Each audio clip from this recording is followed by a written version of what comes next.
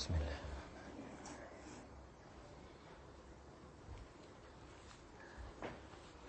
بسم اللہ الرحمن الرحیم. شب براءت، اس کے بارے میں کچھ ضروری باتیں. اس کو لیلۃ البراءت عربی میں کہتے ہیں، جس کا میننگ ہوتا ہے جہنم اور عذاب سے چھٹکارے کے فیصلے کی رات. یعنی اس رات کی برکت سے، اس رات کی عبادت کی برکت سے جہنم اور عذاب سے چھٹکارا ملتا ہے. ایک بات امپورٹنٹ سمجھ لو، شب برات کی فضیلت میں جو حدیثیں کتابوں میں آئی ہے، ان میں زیادہ تر حدیث کے اندر کچھ ضعف ہے، یعنی اس کی سند میں. لیکن چونکہ وہ بہت ساری ہے اور بعض سندوں کا ضعف ہلکا بھی ہے، اسی لیے خلاصے میں شب برات کی فضیلت ثابت ہوتی ہے. اب میں کچھ حدیثیں آپ کو شب برات کے بارے میں سناتا ہوں. حضرت معاذ رضی اللہ تعالی عنہ سے روایت ہے کہ نبی کریم صلی اللہ علیہ وسلم نے فرمایا، اللہ تعالیٰ 15ویں شعبان کی رات میں، یعنی جو 14 اور 15 کے بیچ والی رات ہوتی ہے، اپنی تمام مخلوق کی طرف خصوصی دھیان فرماتے ہیں اور تمام مخلوق کی مغفرت فرما دیتے ہیں. لیکن جس نے شرک کیا ہو اور جو دشمنی رکھتا ہو، اس کی مغفرت نہیں ہوتی ہے. ایک دوسری حدیث میں یوں آیا کہ جو کسی انسان کو، یعنی بے قصور کو مار ڈالے، ایسے آدمی کو بھی اللہ تعالی اس مبارک رات میں معاف نہیں کرتے. اس لیے ایسے گناہوں سے اپنے آپ کو بچانا چاہیے. ایک حدیث سناتا ہوں حضرت عائشہ رضی اللہ تعالی عنہ کی. حضرت عائشہ فرماتی ہیں کہ ایک رات میں نبی کریم صلی اللہ علیہ وسلم اٹھے اور نماز پڑھی، لمبا سجدہ کیا. اتنا لمبا سجدہ کیا کہ میں نے یوں سمجھا کہ نبی کریم صلی اللہ علیہ وسلم کا انتقال ہو گیا. میں اپنے بستر سے اٹھی اور حضور کے انگوٹھے کو ذرا ہلایا تو پھر آپ صلی اللہ علیہ وسلم سجدے سے اٹھے، نماز پوری ہوئی. فرمایا، اے عائشہ، حضور اپنی بیوی حضرت عائشہ رضی اللہ تعالی عنہ کو حمیرہ کے پیارے لفظ سے بلاتے تھے. حمیرہ کے پیارے لفظ سے. معلوم ہوا کہ اپنی بیوی کو اس کے اصلی نام کے سوا دوسرے پیارے نام سے پکارنا یہ پیارے نبی کی پیاری سنت ہے. آج تو لوگ بیویوں کو نام بگاڑ کے پکارتے ہیں. تو حضور نے فرمایا، اے حمیرہ، کیا تم نے یہ سمجھا کہ اللہ کے نبی نے تمہارے ساتھ غداری کی، بے وفائی کی؟ تو حضرت عائشہ نے کہا، نہیں نہیں اے اللہ کے رسول، خدا کی قسم، میں نے تو یہ سمجھا کہ آپ کا انتقال ہو گیا. آپ نے اتنا لمبا سجدہ کیا؟ پھر نبی کریم صلی اللہ علیہ وسلم نے فرمایا، عائشہ جانتی ہو آج کون سی رات ہے؟ میں نے کہا، اللہ اور اس کے رسول زیادہ جانتے ہیں. یہ ادب بھی صحابہ سے سیکھو کہ جو بات نہیں جانتے وہ اپنی طرف سے نہیں بولتے، بلکہ کہتے کہ اللہ جانتے ہیں، اللہ کے رسول جانتے ہیں. آج تو ہم میں سے ہر ایک آدمی کو جواب دینے کی عادت بن گئی ہے، جانتے ہو کہ نہ جانتے ہو. یوں کہتے ہیں، میرا سوچنا ایسا ہے، میری رائے ایسی ہے، میرا اندازہ ایسا. ارے دین کی بات صحیح معلوم ہو تو بولو، ورنہ کہہ دو میں نہیں جانتا۔ پھر نبی کریم صلی اللہ علیہ وسلم نے فرمایا آج 15ویں شعبان کی رات ہے، اللہ تعالیٰ اس رات میں اپنے بندوں کی طرف دھیان فرماتے ہیں اور مغفرت طلب کرنے والوں کی مغفرت فرما دیتے ہیں، رحم مانگنے والوں پر رحم فرماتے ہیں اور دشمنی رکھنے والوں کو مؤخر کر دیتے ہیں، یعنی جو لوگ دشمنی والے ہیں ان کی ابھی مغفرت نہیں کی جاتی۔ اسی روایت میں یہ بھی ہے کہ حضرت عائشہ فرماتی ہیں کہ میں نے نبی کریم صلی اللہ علیہ وسلم کو سنا کہ وہ سجدے میں یہ دعا پڑھ رہے تھے، لہذا حضور نے سجدے میں یہ دعا پڑھی تو ہم بھی نفل نمازوں کے سجدے میں یہ دعا پڑھ سکتے ہیں۔ اعوذ بعفوک من عقابک واعوذ برضاک من سخطک واعوذ بک منک لا احصی ثناء علیک انت کما اثنیت علی نفسک۔ اے اللہ میں آپ کی سزا سے آپ کی معافی کی حفاظت میں آتا ہوں اور آپ کی ناراضگی سے آپ کی خوشی کی حفاظت میں آتا ہوں، آپ کے عذاب سے آپ کی پناہ میں آتا ہوں، حفاظت میں آتا ہوں۔ اے اللہ میں آپ کی پوری تعریف نہیں کر سکتا، آپ ویسے ہیں جیسا کہ آپ نے خود اپنی تعریف کی۔ اندازہ لگاؤ کہ حضور صلی اللہ علیہ وسلم نے اس رات میں کتنا لمبا سجدہ فرمایا، کتنا لمبا آپ نے اللہ کے سامنے سجدہ کیا، اور اس رات کے اندر نبی کریم صلی اللہ علیہ وسلم نے کتنی عبادت کی۔ اسی لیے ہمیں بھی اس رات میں کچھ نہ کچھ اللہ تعالیٰ کے سامنے عبادت کر لینی چاہیے۔ لیکن ایک خاص بات سمجھو کہ شب برات میں اللہ تعالیٰ جنرل مغفرت کرتے ہیں، عام مغفرت کرتے ہیں، لیکن مختلف حدیثوں سے معلوم ہوتا ہے کہ اس رات میں خاص قسم کے لوگوں کی اللہ مغفرت نہیں کرتے، جہنم سے چھٹکارا نہیں دیتے۔ اسی لیے میں حدیثوں کی روشنی میں وہ انسانوں کی لسٹ گنواتا ہوں، اسی لیے گنواتا ہوں کہ اگر ایسے گناہ ہماری زندگی میں ہیں تو توبہ کر لو، چھوڑ دو، تاکہ اللہ تعالیٰ ایسی مبارک رات کی برکت سے مغفرت فرما دے۔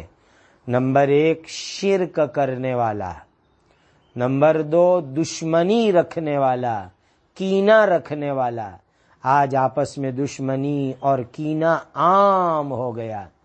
کم سے کم سلام تو کر لیا کرو، جب سامنے ملے تو آپ نے سلام کر لیا، آپ کی ذمہ داری، جواب داری، رسپانسبلٹی پوری ہو گئی۔ اگر وہ سامنے والا جواب نہیں دے گا تو اب وہ گنہگار ہوگا۔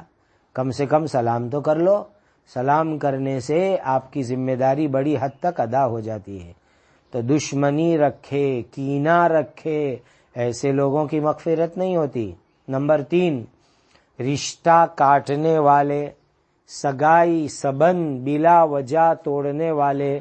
آج بہت سے لوگ بلا وجہ، بلا کسی ریزن، ٹرو ریزن کے رشتہ توڑ دیتے ہیں، سگائی توڑ دیتے ہیں، رشتہ داروں سے بات نہیں کرتے، رشتہ داروں سے سبند نہیں رکھتے۔ نمبر 4 ایزار کو تخنے سے نیچے لٹکانے والے۔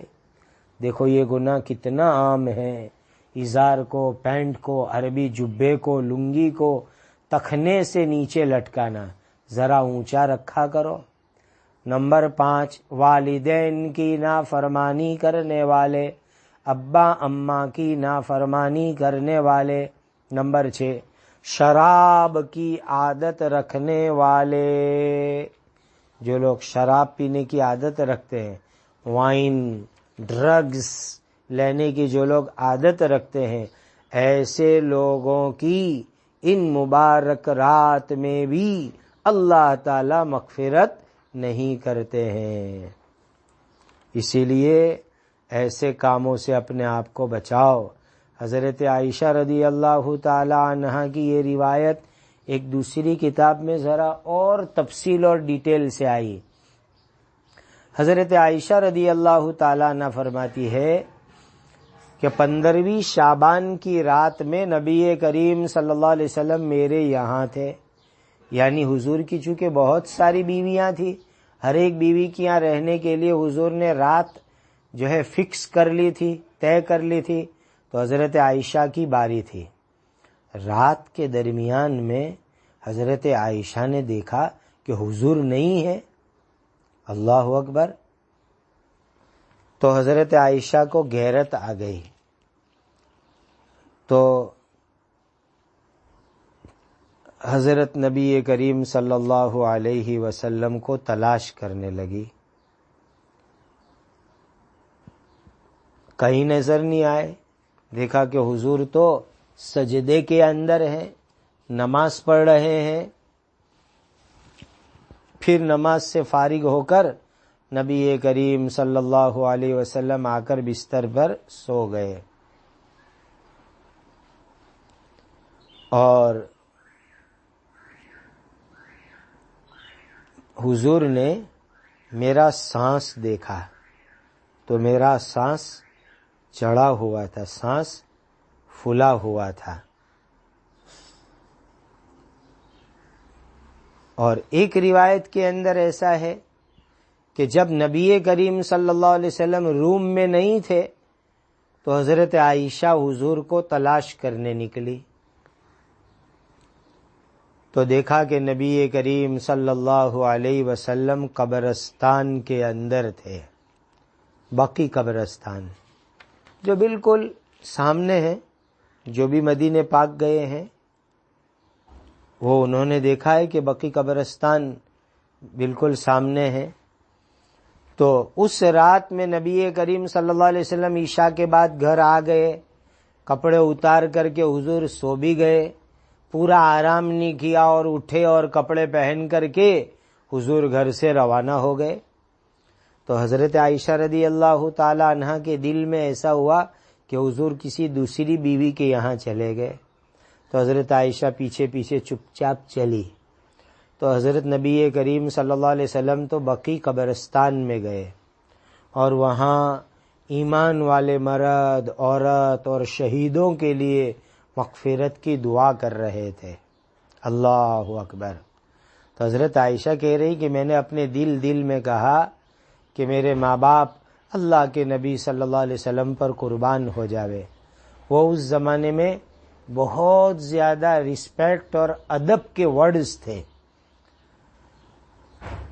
میں نے کہا اپنے دل میں کہ حضور تو اپنے رب کی حاجت میں ہے، یعنی اللہ کی طرف دعا میں ہے، اور میں اپنی ضرورت میں ہوں۔ میں چپ چاپ واپس آ گئی، اب چل کے آئی تو سانس چڑھ رہا تھا، اتنے میں نبی کریم صلی اللہ علیہ وسلم بھی آ گئے۔ حضور نے آ کر کے پوچھا، عائشہ یہ تمہارا سانس کیوں چڑھ گیا ہے؟ تو میں نے پوری بات بتلا دی کہ حضور جب آپ اٹھ کے گئے تو دل میں ایسا خیال آیا کہ کہیں آپ جو ہے دوسری بیوی کے یہاں تو نہیں چلے گئے، اسی لیے میں چپ چاپ جو ہے آپ کے پیچھے آئی تھی۔ تو نبی کریم صلی اللہ علیہ وسلم نے فرمایا، عائشہ کیا تم کو یہ ڈر لگ رہا تھا کہ اللہ اور اس کے رسول تم پر ظلم کریں گے؟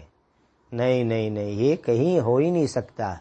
پھر نبی کریم صلی اللہ علیہ وسلم نے فرمایا کہ جبرائیل امین میرے پاس آئے، اور جبرائیل نے آ کر کے فرمایا آج 15ویں شعبان کی رات ہے، اس میں اللہ تعالی کی طرف سے قبیلہ بنو کلب، ایک خاندان ہے عرب کا، اس کی بکریوں کے بال کے برابر لوگوں کو جہنم کی آگ سے آزاد کرتے ہیں، لیکن شرک کرنے والا، دشمنی رکھنے والا، رشتہ کاٹنے والا، ازار کو تکھنے سے نیچے لٹکانے والا، والدین کی نافرمانی کرنے والا، شراب کی عادت رکھنے والے کو اللہ تعالی نہیں دیکھتے۔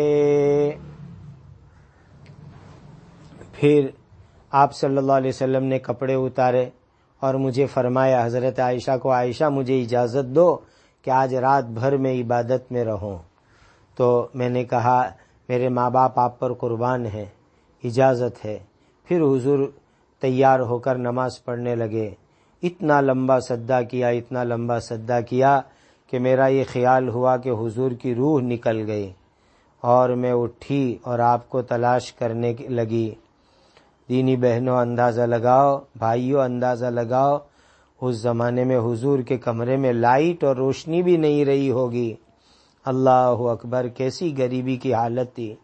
تو میرا ہاتھ آپ کے تلوے میں یعنی قدم کے نیچے والے حصے پر لگ گیا، تو آپ کے قدم پر، تلوے پر جو ہاتھ لگا تو مجھے اندازہ ہوا کہ آپ حیات ہے، زندہ ہے۔ اور حضور سجدے کے اندر دعا پڑھ رہے تھے، اور خود جبرائیل امین نے حضور کو یہ دعا سکھلائی تھی، اور مجھے جبرائیل امین نے یہ بھی کہا تھا کہ آپ سجدے کے اندر یہ دعا پڑھیں۔ گویا نبی کریم صلی اللہ علیہ وسلم نے اس رات میں عبادت کی، دعا کی، یہ بات حدیث شریف سے نکلتی ہے۔ اسی لیے ہمیں بھی عبادت کرنی چاہیے، دعا کرنی چاہیے۔ لیکن میں آپ کو موسٹ امپورٹنٹ بات بتلاؤں کہ نفل عبادت گھروں کے اندر کرنا زیادہ بہتر ہے۔ اور ابھی ایسے بھی لاک ڈاؤن کا ماحول ہے، اور ایسے بھی شریعت یہ کہتی ہے کہ گھروں میں نفل عبادت کرو۔ لہذا فرض نماز اگر مسجد میں پڑھنے کی گنجائش ہے تو پڑھو، ورنہ گھروں کے اندر پڑھ لو۔ لاک ڈاؤن کے ماحول میں فرض نماز گھر میں جماعت کر کے پڑھ لو، اور جہاں لاک ڈاؤن نہیں ہوتا ہے وہ لوگ مسجد میں جا کے نماز پڑھیں، پھر گھر جا کر کے نفل عبادت کریں، اور تھک جاوے تو سو جاوے، لیکن فجر کی نماز با جماعت پھر سے پڑھ لے وے، یہ عمل ہے۔ اور جو ہے قبرستان، تو زندگی میں 1-2 مرتبہ اگر کوئی آدمی قبرستان چلا گیا 15ویں شعبان کی رات میں تو حضور کے طریقے پر عمل ہو جائے گا۔ ہر سال 15ویں شعبان کی رات میں قبرستان جانا ضروری نہیں ہے۔ یہ حدیث سے 1 مرتبہ نبی کریم صلی اللہ علیہ وسلم کا جانا ثابت ہوتا ہے۔ اور ابھی تو لاک ڈاؤن کا ماحول ہے تو لوگ اپنے گھروں ہی میں رہے۔ تو بہرحال یہ 15ویں شعبان کی رات سامنے آ رہی ہے، توبہ کرے، استغفار کرے، دعائیں کرے، بلکہ میں تو آپ کو کہتا ہوں روزانہ رات میں تہجد پڑھو۔ تہجد میں 3 ترتیب ہے۔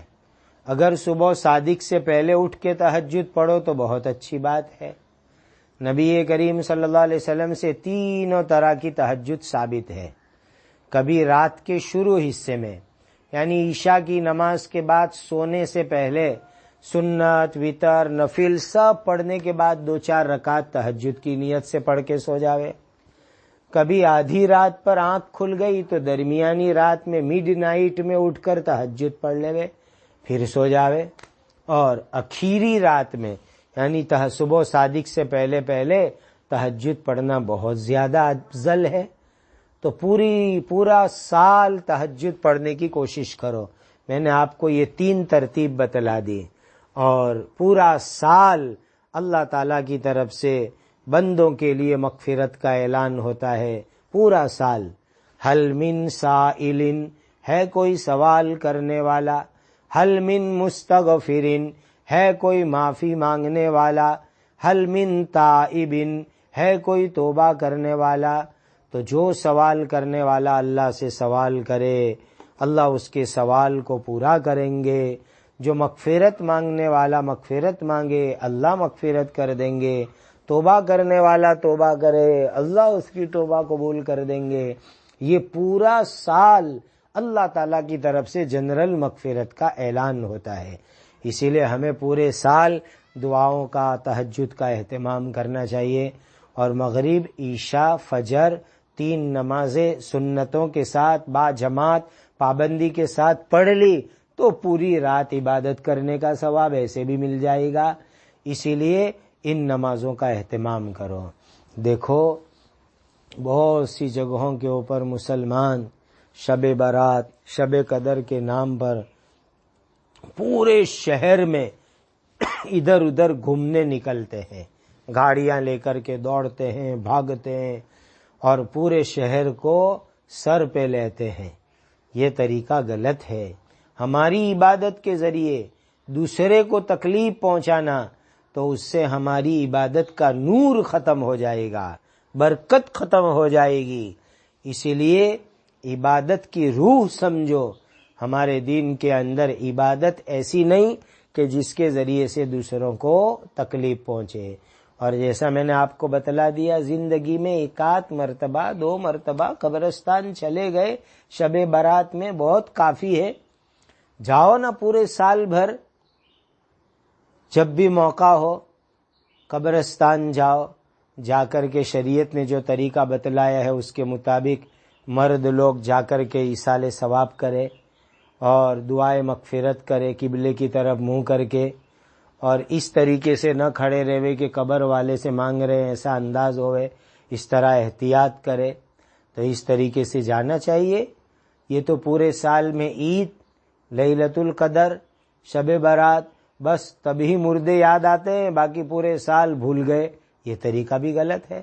بلکہ میں تو آپ کو کہتا ہوں روزانہ اپنے مرحوموں کو ایصال ثواب کرو۔ صبح میں یاسین شریف پڑھ لو، 3 مرتبہ قل هو اللہ اور درود شریف پڑھ لو، اور اپنے تمام مرحوموں کو ایصال ثواب کر دو۔ بقرعید آئے تو مرحوموں کے نام کی قربانی کرو، کبھی کبھی صدقہ خیرات کر کے مرحوموں کو ایصال ثواب کر دو۔ پورا سال یہ نیک کام کرو۔ آج اگر ہم اپنے مرحوموں کو یاد رکھیں گے تو جب قبرستان میں ہم جائیں گے تو ہماری اولاد اور نسل ہم کو یاد رکھے گی۔ بہرحال شریعت میں عبادت کرنے کی بھی بارڈر ہے، اس کا طریقہ ہے، اس طریقے کے مطابق عبادت کرو تو انشاءاللہ جو ہے ثواب ملے گا، اور جو ہے غلط رسم و رواج کو چالو مت کرو۔ اللہ تعالی ہم سب کو اس کی توفیق عطا فرمائے۔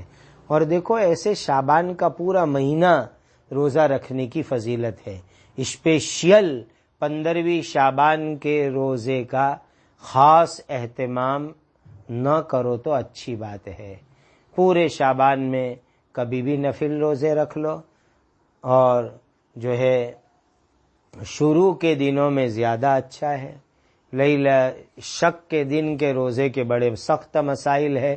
اللہ تعالی ہم سب کو عمل کی توفیق عطا فرمائے، اللہ تعالی ہم سب کو عافیت نصیب فرمائے، اور اللہ تعالی ہم سب کو کورونا وائرس اور تمام بیماریوں سے بچا کر کے رکھے۔ اس سال شعبان کی 15ویں تاریخوں کے اندر انگلینڈ کا پروگرام تھا، اور بلیک بن میں ہمارے مفتی عبدالحمید صاحب، مولانا یوسف شبیر صاحب اور مفتی عبدالصمد صاحب کی طرف سے دعوت تھی۔ ہمارے حضرت شیخ الحدیث مفتی احمد صاحب خانپوری دامت برکاتہم، حضرت مولانا ابراہیم پانڈور صاحب، حضرت قاری عبدالحنان صاحب، اور بندے کا ہمارا انگلینڈ کا سفر تھا۔ تو ہمارے فاروق بھائی بھام کو پتہ لگ گیا تھا، وہ میرے ساتھ برابر کانٹیکٹ میں تھے کہ بھئی 15ویں شعبان کا بیان لنڈن اسٹامفورڈ ہل کی مسجد کے اندر ہو جائے۔ دیکھو اللہ تعالیٰ کی تقدیر، سفر نہیں ہو سکا۔ حضرت علی رضی اللہ تعالیٰ عنہ فرماتے ہیں کہ عرفت ربی بفسخ العزائم، ارادے ٹوٹتے ہوئے دیکھے تو پہچان لیا کہ اللہ ہے۔ یعنی ہم ایک ارادہ کرتے ہیں اور وہ ارادہ پورا نہیں ہو پاتا تو پھر پہچان لیا کہ اللہ تعالیٰ ہے، اللہ کی مرضی سے ہی سب کچھ ہوتا ہے۔ تو اب یہ جو ہے ریکارڈنگ کے ذریعے سے بیان بھیج رہے ہیں۔ اللہ سبحانہ و تعالی ہم سب کے لیے اس کو ہدایت کا ذریعہ بنائے۔ سبحان ربک رب العزت عما یصفون۔